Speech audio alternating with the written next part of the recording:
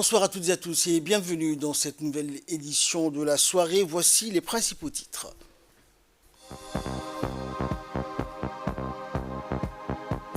Inauguration de la ferme hydroponique de la forêt du Daï, une inauguration qui a été effectuée par le président de la République, Ismaël Omar Guelleh. Les signatures d'un partenariat entre l'Agence djiboutienne de maîtrise de l'énergie et la Djibouti Port Community System.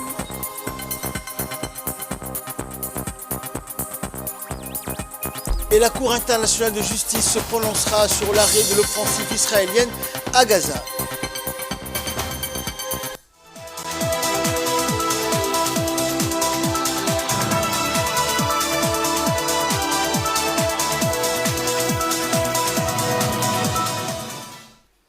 Et justement, voici donc pour cette information urgente qui nous est parvenue donc il y a quelques instants. L'Observatoire géophysique d'Arta, le CERD, a enregistré un système de magnitude 5.4 sur l'échelle de Richter ce soir vers 20h, heure locale, dans la fosse d'Obok et identifié de type tectonique.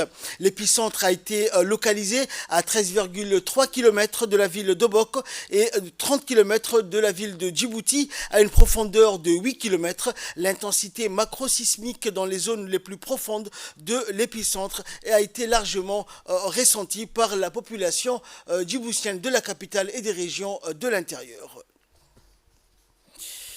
Le président de la République, Ismaël Omar Guelleh, a inauguré ce matin à la forêt du Daï la ferme hydroponique agropastorale. Le système de culture des plantes hors sol utilise moins d'eau, indépendant de la qualité du sol et des conditions climatiques. La superficie de la forme hydroponique agropastorale est de 7400 m² avec un système d'irrigation goutte à goutte. Des variétés de légumes et fruits ont poussé dans cette ferme, notamment des tomates, concombres, courgettes, poivrons, fraises, melons ou encore pastèques, pour ne citer que ces fruits. La production annuelle de cette ferme hydroponique est estimée de plus de 180 tonnes. À son arrivée au Daï, le président de la République était accompagné par le Premier ministre Abdelkader Kamel Mohamed. Ils ont été accompagnés et accueillis par le ministre délégué chargé de la décentralisation, Rassim Haroun, le préfet de la région de Tadjoura, Mohamed Abbas, ainsi que l'ambassadrice de France à Djibouti, Dana Pourcarescu, et la représentante de l'Union européenne à Djibouti, mais aussi des centaines d'habitants de Daï venus nombreux pour souhaiter la bienvenue au président de la République ainsi qu'à la délégation venue assister à l'inauguration de cette ferme hydroponique. La ferme hydroponique agropastorale du Daï servira de centre de formation pour les agriculteurs et les éleveurs locaux. Et le président de la République a procédé donc, durant cette cérémonie, à l'inauguration officielle de cette ferme, qui est un moyen innovant, résilient et rentable. L'objectif étant de renforcer les compétences des producteurs et éleveurs locaux, ainsi que les populations en vue de leur enseigner les techniques et technologies de production.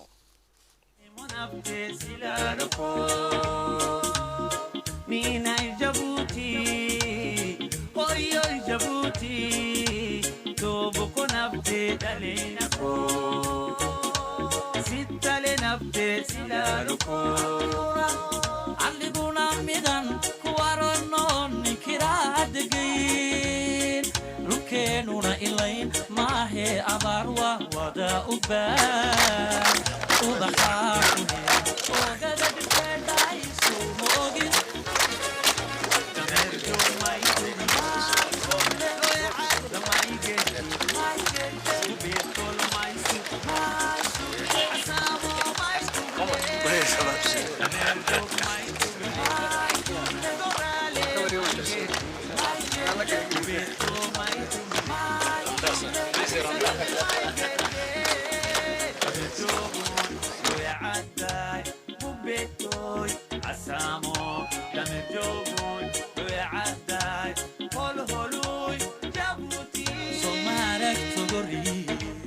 Somarak sagalu, somarak yoboki, iyo agad dikhil ilaha turduri. Udu kabar daman akila buka ma ilud hayu, wa ma ilud mabla, ma ilud randa, ma ilud wati. Dame dameerjoog may tuble looyacadda may gedde gubeetol may subte casaamo may tuble dameerjoog may tuble doraale may gedde gubeeto may tuble cali sabixi may gedde dameerjoogun looyacadday gubeetoy casaamo dameerjoogun looyacadday holholuy jabuuti Somarak togori Somarak shagalu Somarak yoboki Iyo akadikhil ilaha tuduri. Et ensuite, le président de la République a visité les différentes plantations de la ferme hydroponique couvertes par des serres et qui couvrent une superficie de 240 mètres carrés chacune avec un système d'irrigation goutte à goutte et un système d'arrosage pour la culture des tomates, des concombres, courgettes, poivrons, persils, brocolis ainsi que des fraises, pastèques, melons ou autres variétés de fruits. Cette plantation comprend également périmètres avec des oignons, des pastèques et d'ail. Et cette ferme comprend aussi une chevrerie moderne de 30 mètres carrés, mettant en œuvre des méthodes contemporaines pour assurer le bien-être des animaux et optimiser leur productivité. Cette chevrerie accueille avec soin 15 chèvres et un bouc repartis de manière équilibrée dans des boxes. Et à noter que ce projet est financé par l'Union européenne à travers le programme ADIL, appui au développement et aux initiatives locales à hauteur de 55 millions.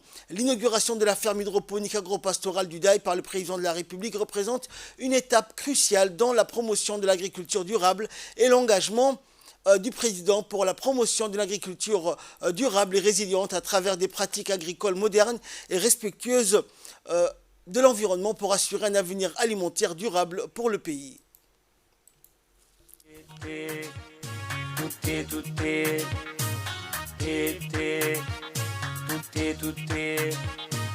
Dabbalay dinkara dabbalay dinkara Hadda hobalkayowa bari maray galbeed maray badda guuxi guud maray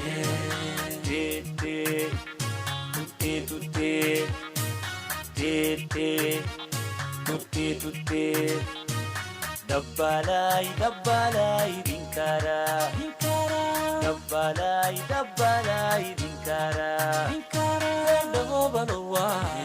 hadda hobalkayowa bari maray galbeed maray badda guuxi guud maray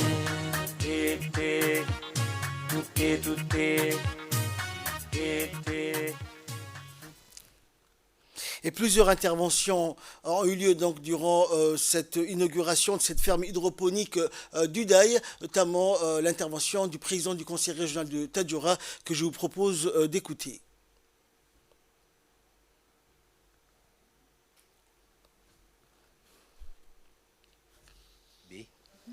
magu mashaakileedneh gari.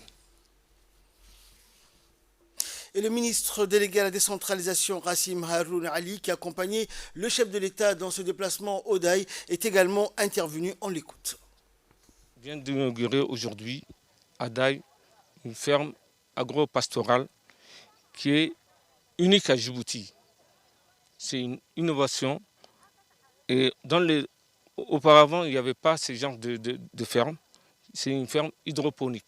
Qu'est-ce que c'est qu'une hydroponique? Hydroponique, c'est une culture hors sol qui produit un mètre carré des tonnes de tomates et de légumes à toutes saisons. Donc, il a fallu, personne ne croyait au début à ce projet-là, mais il a fallu la volonté du président de la République, la persévérance du président du conseil régional de Tadjoura, et l'adhésion du ministère de la décentralisation pour que cette ferme voit le jour et ce projet se concrétise. Aujourd'hui, le résultat est là. Tout le monde voit ce que c'est que l'hydroponie, les bénéfices que Djibouti peuvent en tirer de cette culture et multiplier ce genre de projets dans les régions et la volonté du ministère de la décentralisation. Et Inch'Allah, avec l'aide de Dieu, nous allons décupler ce genre d'initiative. Et le président de la République nous a également accordé une interview dans laquelle il a indiqué que l'agriculture et l'élevage étaient deux éléments qu'il fallait donc assembler et cela a besoin de beaucoup d'expertise et de connaissances.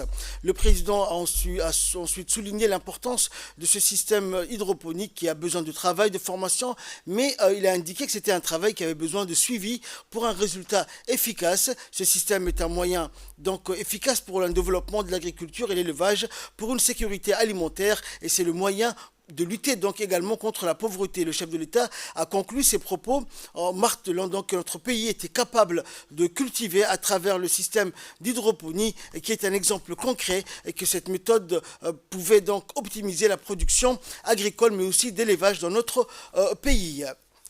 Dans l'actualité, toujours, le Premier ministre Abdelkader Kamel Mohamed a reçu en audience une importante délégation du Fonds monétaire international conduite par Joyce Wong et accompagnée d'un observateur de la Banque mondiale ainsi que d'un administrateur du bureau de Djibouti à Washington. Cette réunion avait pour objectif de présenter au Premier ministre l'ensemble des objectifs et résultats d'une mission qui a été donc réalisée du 14 au 25 janvier à Djibouti et des échanges sur la situation économique et des perspectives donc de croissance, notamment sur l'environnement des affaires et le marché du travail.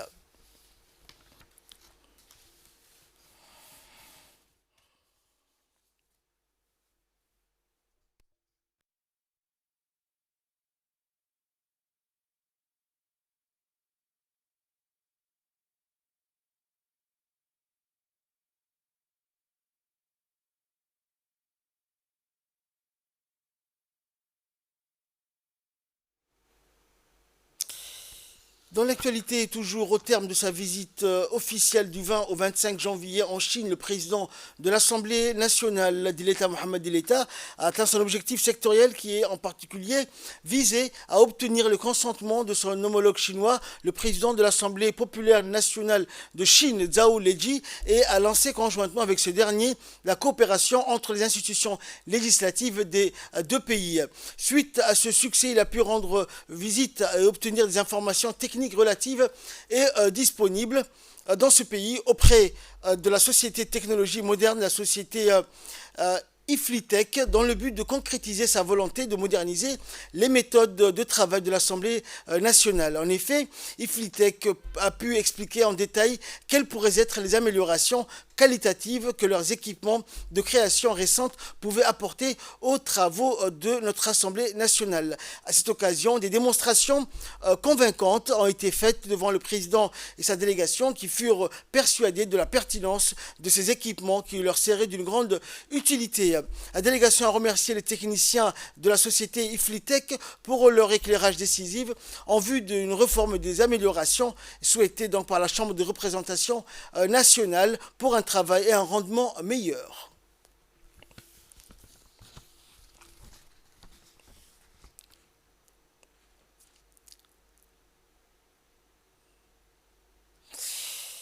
Aujourd'hui, les membres de l'Alliance parlementaire ont convergé à l'Assemblée nationale pour une réunion décisive avec la FAO, mettant en lumière l'importance cruciale de la sécurité alimentaire. Au cours de cette rencontre, l'accent a été mis sur la nécessité de réglementer rigoureusement les mesures de sécurité des végétaux.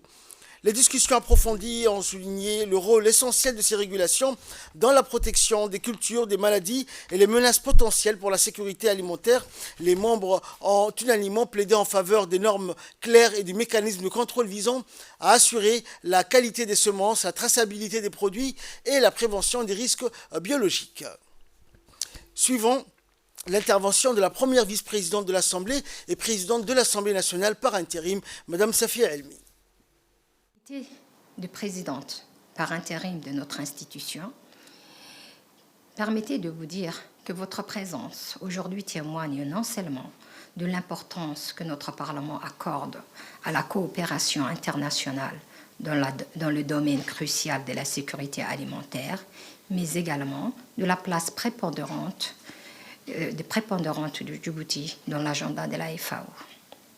Je tiens à adresser une gratitude particulière envers la FAO pour son soutien à notre Parlement, notamment à travers l'Alliance parlementaire djiboutienne pour la sécurité alimentaire et nutritionnelle, connu sous l'acronyme APD-SAN. Le projet de coopération technique, intitulé « Appui à l'action parlementaire pour le renforcement du cadre institutionnel et législatif de la sécurité alimentaire et nutritionnelle », qui a bénéficié d'un appui technique et financier de la FAO, a permis à l'Alliance parlementaire de mener de nombreuses activités significatives pendant les 3 dernières années. Comme l'a précisé le président de l'Assemblée nationale, son Excellence Dileita Mohamed Dileita, le 15 novembre 2023, lors de l'atelier d'orientation sur la SAN pour les parlementaires, ce projet a facilité la mise en œuvre d'importantes initiatives pour l'Alliance parlementaire djiboutienne. Par ailleurs, une caravane parlementaire à la rencontre des agropastoraux du pays a été organisée dans toutes les régions, sensibilisant ainsi sur les enjeux de sécurité alimentaire et nutritionnelle. Au cours de la présente rencontre, j'espère que vous pourriez discuter en détail des progrès accomplis grâce à cette collaboration qui, à mes yeux, s'est avérée fructueuse et explorer les perspectives d'un partenariat futur prometteur. En conclusion, je tiens à exprimer mes remerciements envers la FAO pour sa confiance continue envers le Parlement de Djibouti et pour ses actions concrètes dans notre pays. Et toujours à l'Assemblée nationale, le Parlement a organisé une commission dédiée à la révision de la feuille de route de l'éducation nationale en présence du ministre de l'Éducation nationale, du secrétaire général du MENFOP et de plusieurs parlementaires et des parlementaires, des discussions approfondies qui ont eu lieu pour tracer une voie ambitieuse et innovante pour le système éducatif djiboutien. Les participants ont mis en avant la nécessité de relever les défis actuels et futurs de l'éducation en mettant l'accent sur l'amélioration de la qualité de l'enseignement, l'accessibilité équitable à l'éducation et l'adaptation aux évolutions rapides de la société. Le ministre a souligné l'importance de créer un environnement éducatif propice à l'épanouissement des élèves, favorisant à la fois leurs compétences académiques et leur développement personnel.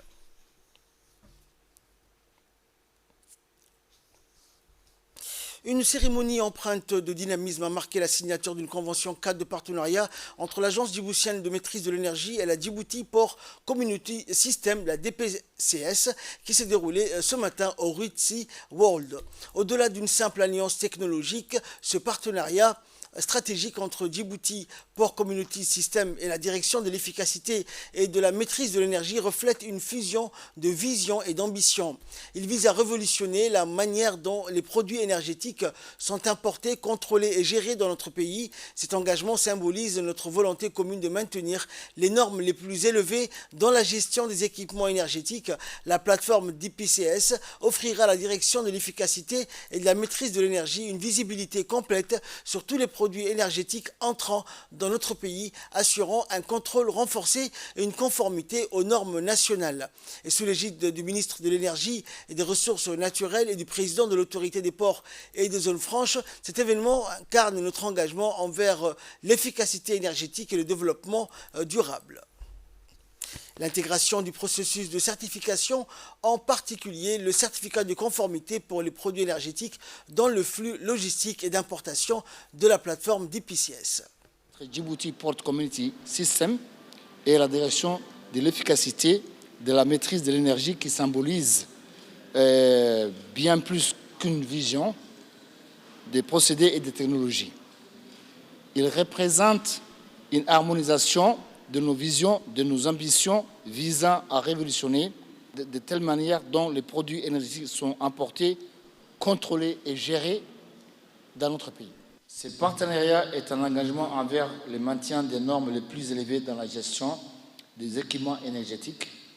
La plateforme DPCS offrira à la direction de l'efficacité et de la maîtrise de l'énergie une visibilité complète sur tous les produits énergétiques entrant dans notre pays, garantissant un contrôle accru et une conformité aux normes nationales. Ce niveau de contrôle est crucial pour protéger nos intérêts nationaux et assurer l'intégration de nos importations énergétiques.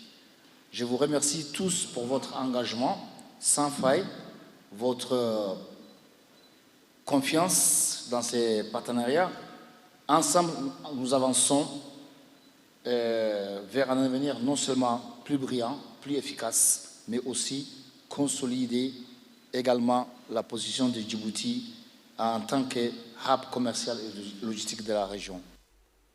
Suivant à présent l'intervention du ministre de l'Énergie. Immense plaisir pour moi aujourd'hui de présider cette convention de signature de cet accord cadre de partenariat entre la direction de l'efficacité énergétique du ministère de l'Énergie et des Ressources naturelles et la DPCS de l'autorité des ports en Franche pour pouvoir travailler ensemble, pour pouvoir aller de l'avant, pour que le matériel qui vient à Djibouti soit des matériels d'abord, je vais dire, d'une norme internationale, d'une norme djiboutienne et de matériel efficace. Ce partenariat s'inscrit dans le cadre de la mise en œuvre de notre politique d'efficacité énergétique efficiente et efficace au service de nos concitoyens. L'accès à la plateforme de la DPCS nous permettra de disposer, entre autres, des informations fiables pour garantir la performance énergétique et la sécurité des équipements électriques disponibles sur le marché national. Chers collègues, je suis convaincu que ce partenariat sera bénéfique pour nos deux institutions, nos trois institutions, je veux dire, avec aussi l'agence des normes du ministère du Commerce qui a été récemment créée pour pouvoir booster, mais pouvoir aussi donner le processus, mais aussi la réglementation nécessaire pour toute importation de matériel électrique sur le territoire national. Donc j'invite tous à prendre vos dispositions nécessaires pour la mise en œuvre de cette convention de cadre de partenariat.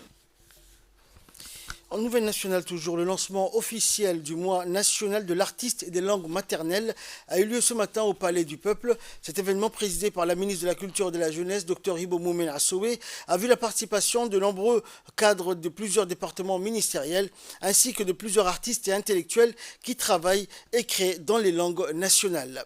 Le directeur général de la radiodiffusion-télévision de Djibouti, le représentant de l'UNESCO à Djibouti et le doyen des artistes nationaux Hamadou Dabelé ont marqué de leur présence cet événement grandiose et charnière pour l'avenir de la culture, de l'art et des langues maternelles à Djibouti.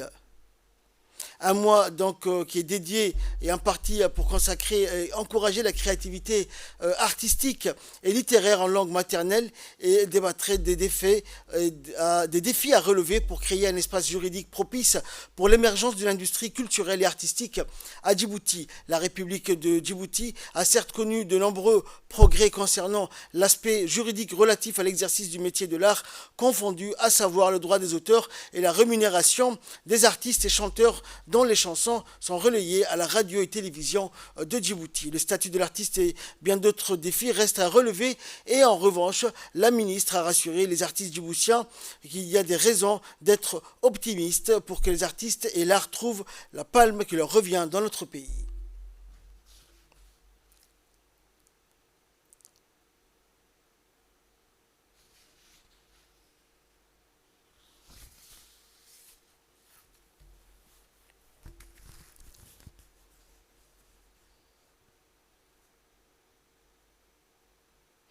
Dans un discours prononcé lors de cette importante cérémonie, le directeur général de la radiodiffusion de Djibouti, M. Aden Abdi Djama, a souligné que la langue était un outil indispensable de la société pour laquelle cette dernière communique et interagit. Il a rappelé que la langue est un patrimoine culturel et immatériel commun à toute la société et garantit et définit notre identité et notre mémoire. Le directeur de la RTD, Aden Abdi Djama, a mis également l'accent sur les progrès réalisés dans notre pays pour promouvoir et sauvegarder les langues maternelles par la création des Afar Pen et Somali Pen par le président de la République Ismaël Omar Guelleh. Le directeur de la RTD a affirmé que la langue somali a été transcrite et écrite dans les années 60 en République fédérale de la Somalie, ce qui a favorisé la production écrite de nombreuses œuvres dans cette langue et qui a facilité la sauvegarde et la protection du patrimoine culturel de cette communauté. Il a félicité les femmes et les hommes qui œuvrent chaque jour au centre Afar Pen et de Somali Pen pour la promotion et la créativité dans les langues Afar et Somali toujours, qui sont les garants de notre identité djiboutienne. Et suivant à présent le discours de la ministre de la Jeunesse et de la Culture, Dr Hibo Moumine. D'activité du mois mettra en exergue des formations aussi destinées aux artistes dans les domaines du numérique, une conférence sur les industries culturelles et la production de données statistiques culturelles qui sont très importantes, comme l'a souligné la directrice, c'est comme le répertoire des artistes. L'adoption du statique, je vous assure, est une grande avancée, parce qu'aujourd'hui, le monde se ressemble, et nous devons aussi être capables d'intégrer les différents systèmes qui régissent d'une manière universelle la culture, comme l'adoption d'un statut de l'artiste dont nous menons les projets avec le soutien précieux de l'UNESCO, ainsi que la révision et la redynamisation des droits d'auteur par la mise en place de nouveaux textes indispensables à toute création artistique, sans oublier la structuration des filières de la chaîne de valeur. Mesdames et messieurs, les mondes évoluent rapidement à tous les niveaux. Il est devenu un village planétaire où chaque communauté apporte sa pierre à l'édifice, revendique ses valeurs culturelles, ses savoirs et faire et ses produits, et nous, Djiboutiens, nous devrons en faire autant. Dans le même sens, il est à constater que l'art, miroir de la société, est également doté d'une force créatrice qui les stimule et l'amplifie dans toutes ses dimensions. De ce fait, l'artiste concourt à la préservation, à la promotion de l'identité culturelle, la création poétique, dramaturgique, la transmission de l'oralité, maintient la vivacité de nos langues maternelles, dont il est les creuset, mais surtout dans son génie et la sève nourricière. C'est pour vous dire à quel point l'artiste est important. En 2000, l'UNESCO avait tiré l'alarme sur l'urgence de préserver les langues maternelles et institua la Journée internationale des langues maternelles le 21 février de chaque année, en précisant que de multiples langues sont en péril. Nous allons travailler pour que nos langues maternelles puissent sortir de ce risque. Depuis ces dates, le président de la République, son Excellence Ismaël Omar Guelleh, a inscrit dans ses priorités les langues maternelles, qui sont la source de nos cultures et le socle de notre développement humain. Son Excellence, le président de la République, a multiplié ses actions concrètes, particulièrement le soutien à la création de Somalie et à Farpen, la mise en place de l'Institut des langues, la publication de milliers de livres en langue nationale, ainsi que des parrainages multiples lors de différentes manifestations relatives aux célébrations des langues maternelles et aux conférences régionales visant à harmoniser les politiques régionales. Donc on lui dit merci. Il est le premier à soutenir les langues maternelles et les artistes. Santé à présent, le secrétaire général par intérim du ministère de la Santé, Abdelkader Garad, a présidé la cérémonie de réception d'un lot de 7 conteneurs contenant des produits d'entretien et de fonctionnement des machines de dialyse. Cette cérémonie a vu la participation du docteur Hassan Abdelrahman, directeur général de la CAM. Cette commande urgente estimée à 6 mois de consommation en médicaments et de produits d'entretien et de fonctionnement pour les services de dialyse intervient dans une période de forte instabilité au niveau de la mer Rouge. Ainsi, le ministère de la Santé, à travers la CAM, a voulu anticiper ces perturbations et mis en place un stock stratégique pour une période de 6 mois. Le renforcement des plateaux techniques et nos structures de santé est l'une des priorités de nos plus hautes autorités. Réceptionner 7 conteneurs de médicaments et de consommables de dialyse.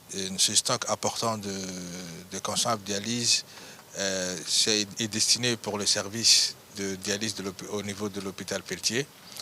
Donc, c'était dans le cadre où on a anticipé, vu le contexte actuel qui est un peu délicat au niveau de la mer Rouge, avec les transports qui sont très retardés. Donc nous avons anticipé pour constituer un stock de réserve pour au moins 8 à 6 mois. Donc c'est dans ce cadre-là qu'aujourd'hui nous faisons la réception de ces produits.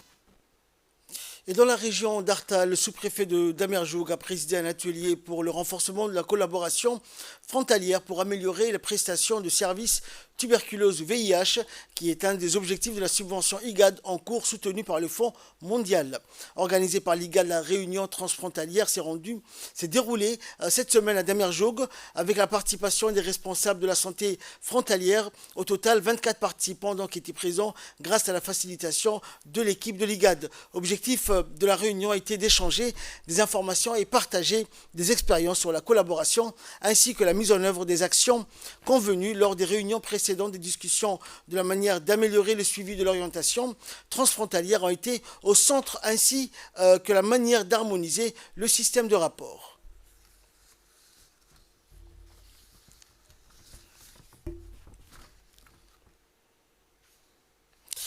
Et de là, nous passons à l'actualité internationale. L'ONU dénonce une frappe meurtrière sur un refuge à Gaza. Au 110e jour de guerre, la situation humanitaire continue de s'aggraver dans le territoire palestinien assiégé alors que des discussions ont lieu au Caire sur une possible nouvelle trêve. Selon le ministère de la Santé du Hamas, les hôpitaux ont reçu au moins 125 corps de personnes tuées dans les bombardements israéliens aux premières heures de la journée d'hier à Khan Younes et ailleurs dans la bande de Gaza.